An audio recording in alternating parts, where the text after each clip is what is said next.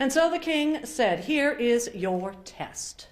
And he held up a coin, a copper coin, the equivalent of less than a penny. And he said, "You take this coin and you buy something that will fill this room." Now the room was a huge council chamber, 3 times the size of this auditorium. And the king looked at the scholar and said, "Can you do that?"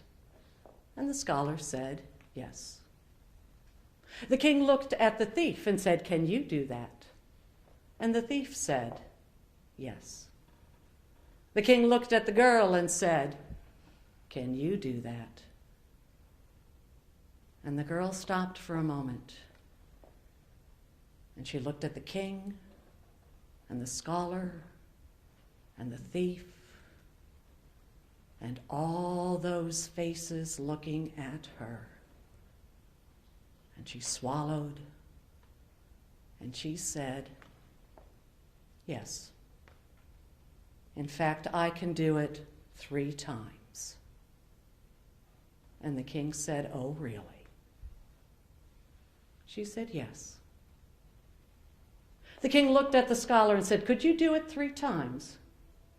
The scholar shook his head and said, "No, not 3," and stepped away.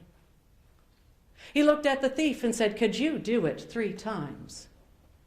The thief shook his head and said, "No," and stepped away.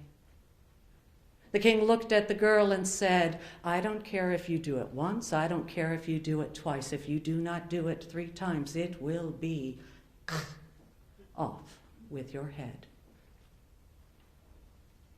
And the girl swallowed and said, "Watch." And so it was. The king handed the girl the penny. And off she went, off, down the steps, down into the bowels of that castle. And there in the kitchen she found the old cook.